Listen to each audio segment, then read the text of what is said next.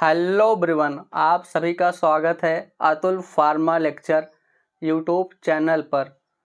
तो दोस्तों, जैसे एज बढ़ने लगती है तो वैसे ही हड्डियों की कमज़ोरी होने लगती है। हड्डियों से कट कट की आवाज़ सुनाई देने लगती है और नसों में कमज़ोरी होने के साथ साथ नसों में दर्द भी होने लगती है और पूरे शरीर में अकड़न हो जाती है, कैल्शियम की कमी हो जाती है।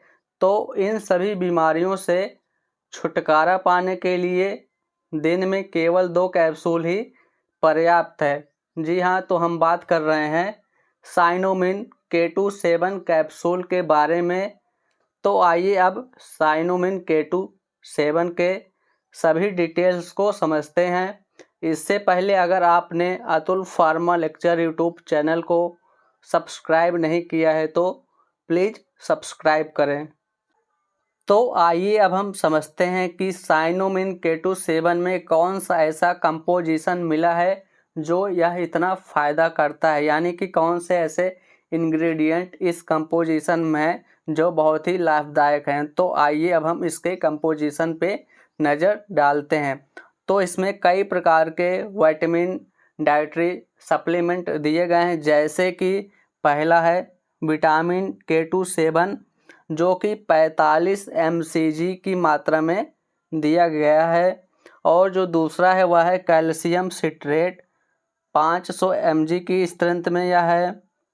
तीसरा है कैल्सिट्रायोल जो कि 0.25 mcg में यह दिया गया है।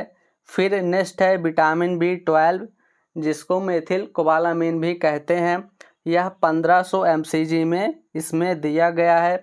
फिर जो नेक्स्ट है वह है जिंक ऑक्साइड जो कि 7.5 mg की मात्रा में जिंक ऑक्साइड मिलाया गया है। फिर जो नेक्स्ट है वह है मैग्नीशियम ऑक्साइड जो कि 20 mg में इस कैप्सूल में दिया गया है। फिर जो लास्ट कंपोजिशन है वह है एल मेथिल फोलेट जो कि 800 mcg में इस कैप्सूल में मिलाया गया है। तो ये सभी कंपोजिशन साइनोमिन K2 7 कैप्सूल में दिए गए हैं। ये सभी जो मेन इंग्रेडिएंट थे आपने उसको अभी देखा। अब बात करते हैं साइनोमिन K2 7 कैप्सूल के यूजेस के बारे में, यानी कि इस कैप्सूल का यूज मुख्य रूप से कहाँ पर किया जाता है। तो साइनोमिन K2 7 का यूज कैल्शियम की कमी होने पर, यानी कि अगर आपका शरीर कमज़ोर हो चुका है कैल्शियम की वजह से और चलने फिरने में आपको दिक्कत हो रहा है कैल्शियम की कमी होने पर, तो उसके लिए आप साइनोमिन K2 7 यूज कर सकते हैं, जिससे कि कैल्शियम की कमी दूर होगा और आपका शरीर मजबूत होगा।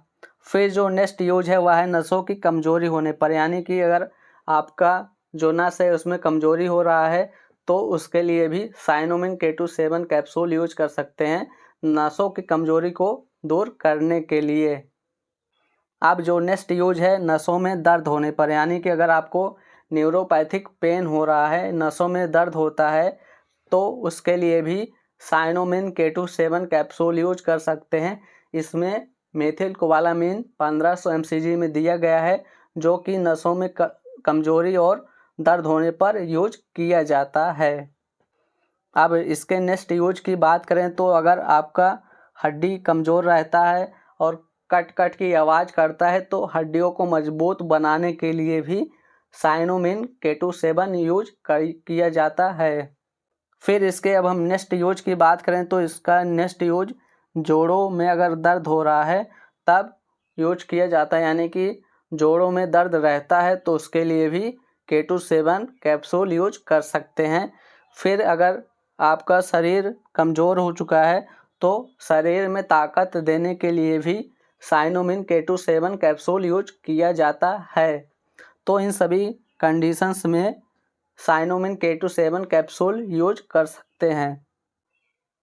तो अब हम बात करते हैं साइनोमिन K2 7 को कैसे लेना है और कितनी बार लेना है, यानी कि इसका प्रॉपर डोज क्या है। तो साइनोमिन कैप्सूल को दिन में 2 बार ले सकते हैं, एक सुबह लेना है, एक शाम को लेना है। खाना खाने के बाद ही इस कैप्सूल को लेना है, यानी कि इसका डोज दिन में 2 बार है, खाना खाने के बाद, और साइनोमिन कैप्सूल को डॉक्टर के प्रिस्क्रिप्शन के बाद ही इसको परचेज करें। यानी कि साइनोमिन K2 कैप्सूल एक प्रिस्क्राइब मेडिसिन है जो कि डॉक्टर के प्रिस्क्रिप्शन के बाद ही खरीदना चाहिए, अपने मन से कोई भी दवा न लें।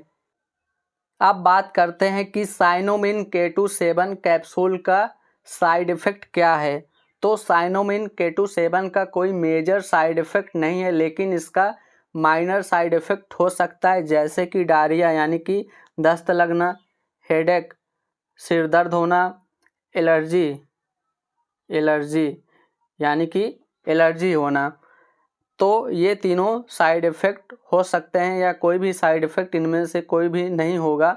माइनर साइड इफ़ेक्ट हैं, वैसे कोई जल्दी इसका साइड इफ़ेक्ट दिखाई नहीं देता है, लेकिन इनमें से भी कोई साइड इफ़ेक्ट हो सकता है। अगर कोई साइड इफ़ेक्ट आपको दिखाई दे रहा है तो अपने डॉक्टर से संपर्क करें और इस कैप्सूल को लेना तुरंत बंद कर दें। फर्दर मेडिकेशन के लिए आप डॉक्टर से संपर्क करें ज़रूर। तो दोस्तों, आपने देखा साइनोमिन K2 सेवन कैप्सूल का प्रमुख कंपोजिशन क्या है, यूज कहाँ पर किया जाता है, डोज क्या है, साइड इफ़ेक्ट क्या है, और यह शरीर के लिए कितना फ़ायदेमंद है। तो अगर आपको वीडियो अच्छा लगा तो वीडियो को लाइक कीजिए, शेयर कीजिए और Atul pharma lecture YouTube channel को सब्सक्राइब भी कीजिए। Thanks for watching this video.